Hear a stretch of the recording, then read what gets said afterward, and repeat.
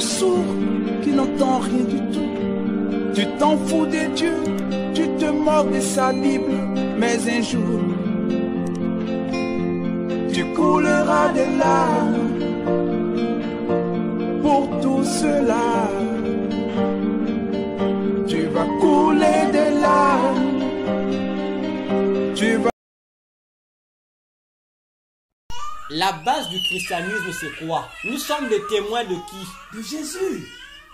Donc en fait, lorsque les gens lisent la Bible, ils lisent ça comment? Nous, Jésus a dit, commençons déjà par les évangiles, il a insisté. On attendait que le Saint-Esprit, pour nous donner la puissance, pour que nous puissions maintenant représenter Jésus. Que ça soit. Attendez, ancien, dans Luc 24, versets 44 à 47, Jésus a dit, l'Ancien Testament, la loi, les puissants et les prophètes ont parlé de lui. Donc, de Genèse jusqu'à Malachie, ils n'ont parlé que de Jésus. De Matthieu jusqu'à Apocalypse, ça ne concerne que Jésus. C'est tout. Dans Apocalypse 19, je crois, verset 9 à 10, l'ange là a dit à Jean quoi? Ne m'adore pas. Voilà. Je suis ton compagnon de service et de ceux qui gardent quoi? Le témoignage de Jésus. Verset 10. Il dit, le témoignage de Jésus, c'est quoi? Il dit, c'est l'esprit de la prophétie. Donc, l'Ancien Testament, on nous demande de parler de Jésus. Le Nouveau Testament demande de parler de Jésus.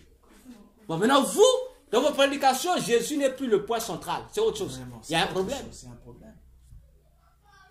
En fait, le diable, son problème, c'est ça. On ne vous présente plus Jésus, on vous présente les prophètes. Oh non, notre prophète, tu dois de la faire. Oh, notre fondateur d'église, notre père, notre daddy. Mais la personne centrale, c'est Jésus. C'est Jésus. Que ça soit au ciel, sur la terre, sous la terre, c'est Jésus. Acte 4, 12. Il n'y a pas un autre nom qui a été donné par lequel les hommes soient sauvés, le nom de Jésus. Alors maintenant, les gens veulent éviter maintenant Jésus pour présenter d'autres personnes. Mais comprenez, ça veut dire que ce sont des antéchrists qui viennent pour combattre Jésus. C'est tout. C'est tout. C'est là, en fait, le conflit de l'église, c'est ça. Mais ça n'a pas commencé aujourd'hui. Les chefs religieux juifs, quel est le grand problème qu'ils avaient avec les apôtres? C'est Jésus. Faites pour vous tout. Mais pas Jésus. Mais ne nous parlez pas du nom là. Faites tout au nom même de n'importe qui, mais pas au nom de cet homme. Mais qu'est-ce que vous avez à voir? Il dit, notre problème, c'est pas prêcher pour vous. Mais nous, c'est moi le nom là, on ne veut pas de ça. Pourquoi? Ancien, je vais encore te donner. Tu sais que les pasteurs qui s'initient à la Kabbale juive, ils sont consacrés par des juifs, des rabbins juifs, en Israël. Oh. Mais attention, lorsque tu écoutes qu'un pasteur est allé en Israël, soi-disant pour le pèlerinage, c'est pas pour le pèlerinage, la plupart vont pour le pèlerinage. La plupart vont pour se faire initier par les rabbins juifs qui sont en Israël, dans la Kabbale juive. Et ce qui est hilarant, qui va t'énerver, les rabbins qui les consacrent à la Kabbale juive là, ce sont des rabbins qui ne croient pas en Jésus. Qui ne croient pas en Jésus. Les rabbins ne croient pas en Jésus. Mais là, en fait, tu vois un peu ce qui est paradoxal. Bon, moi je suis pasteur, soi-disant témoin de Jésus. Je veux me faire initier dans la Kabbale par un individu qui va devenir mon père spirituel. Mais lui ne croit pas en Jésus. Parce que c'est sûr.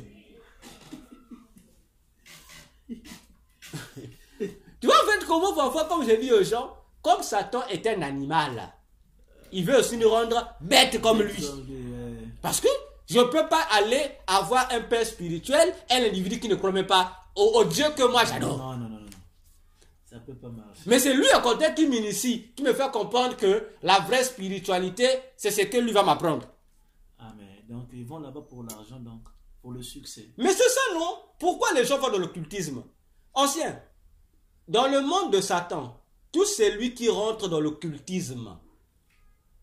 Donc commençons par le niveau 0 de Satan. Hein, le niveau 1, que j'appelle souvent la sorcellerie, jusqu'au niveau supérieur du monde des ténèbres. Tous les humains qui se font initier, ils ont un principe là-bas. Le principe, c'est quoi? Là-bas, on dit que l'homme devient son propre Dieu. Donc, si tu es dans ces sciences mystiques, là, tu deviens ton propre Dieu. Donc, à tes yeux, que Dieu, c'est toi. Donc, les autres, là, même tu commences à voir tes confrères, là, comme étant des riens. C'est pourquoi tu vois que, surtout, si tu veux comprendre ça, regarde seulement les grands maîtres. Chaque grand maître, pourquoi tout le monde veut seulement, je suis grand maître. Personne n'est petit maître. Pourquoi? Parce que c'est cet esprit-là. Donc, là, c'est dit, il doit être grand, plus que tout le monde. Et c'est la guerre entre eux. Donc, c'est l'esprit de cet esprit-là. Je suis un Dieu. Bon, vous êtes... et c'est là que tu vois que les pasteurs gourous font la même chose. Au lieu que lui soit votre berger, mais il devient votre Dieu. Tu vois comment ça se passe?